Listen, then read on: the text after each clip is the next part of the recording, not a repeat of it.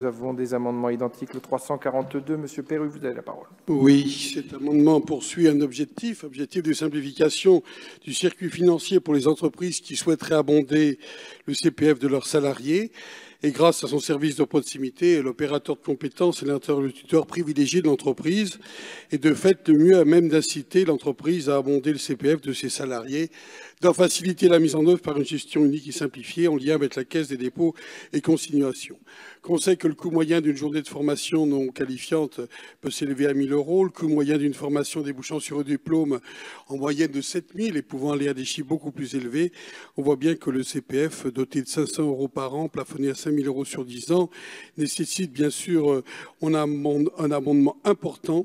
Il est donc nécessaire d'encourager l'abondement du projet de salarié par l'entreprise et donc d'en faciliter effectivement cette gestion en complétant l'alinéa 11 de l'article 1er, comme cela est présenté. Merci beaucoup, Monsieur Perru. Monsieur Chap, ils ne sont pas adoptés. Monsieur Perru, le 343, vous avez la parole. Oui, dans le même esprit que les précédents, le but était effectivement d'évoquer les branches professionnelles et l'abondement des branches professionnelles dans ce cadre-là. Merci beaucoup, Madame la rapporteure. L'avis de la Commission. Oui, cet amendement est satisfait puisque c'est déjà une possibilité. Voilà.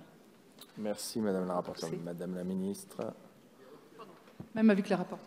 L'amendement est retiré. Le 343 est retiré. Merci, Monsieur Perru. Nous passons à la discussion commune suivante. Vous présentez un amendement 47. Vous avez la parole. Oui, le but est de responsabiliser bien sûr les salariés dans le parcours de formation et l'organisme de formation ne saurait être tenu pour responsable en cas d'absence ou d'échec du stagiaire à l'examen final bien sûr de certification. L'éligibilité au CPF d'une action de formation ne peut être dépendante du passage de l'examen ou de l'obtention de la certification préparée qui relève bien sûr de chacun. Conditionner à une obligation de résultat l'éligibilité au CPF de l'action de formation engendrerait un risque financier pour l'organisme de formation qui, bien sûr, met tout en œuvre, mais qui n'a pas forcément les moyens d'obliger la personne à se rendre à son évaluation, d'où effectivement cette modification de l'alinéa 26 en mettant préparant au à la place de sanctionner par. Merci, Monsieur Perru. Monsieur Cherpion pour l'amendement 237. Cet amendement va dans le sens de l'efficacité, de la réactivité. C'est ce que mes collègues viennent en tout cas d'expliquer, puisqu'il convient d'avoir une analyse des choix de formation, de les croiser avec les besoins en compétences des entreprises. Les avoir de manière annuelle paraîtrait, peu efficace. De manière trimestrielle, peut-être pas assez, mais de manière mensuelle, oui, parce que ça permet justement d'avoir une analyse très fine, rapide. On sait très bien qu'ils sont publiés que de manière trimestrielle ou annuelle, avec le décalage de publication, le décalage de l'analyse, ils ne serviront pas à grand-chose et c'est la raison pour laquelle nous proposons que chaque mois, il y ait cette publication qui est relativement simple, puisqu'il s'agit d'outils, bien sûr, qui sont parfaitement maîtrisés et qui pourront être donc publiés, analysés et être utiles. Merci, Monsieur Perru. Malgré ce Amendements identiques. Le 31, Monsieur Perru. Oui, Madame la Présidente, mes chers collègues, chacun mesure l'importance du Conseil en évolution professionnelle. On vient suffisamment d'aborder ce sujet et aussi ce besoin d'accompagner justement les projets professionnels, de faire le lien entre le projet de la personne et très souvent, bien sûr, les besoins économiques des territoires. Et à travers votre projet de loi, on a pu le dire déjà en commission, le redit en séance, on voit bien sûr cette volonté fréquente, de recentralisation d'un certain nombre effectivement de procédures, de décisions. Et l'article 3, bien sûr, n'est pas en dehors de cette perspective de votre part.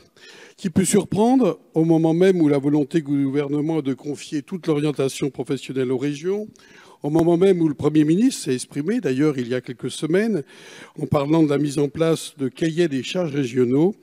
Eh bien ici, l'article 3, Madame la Ministre, sort le Conseil en évolution professionnelle du périmètre du service public régional de l'orientation et confie donc son organisation au travers de cette procédure nationale pilotée par ce futur établissement administratif France Compétences, donc sous la tutelle de l'État.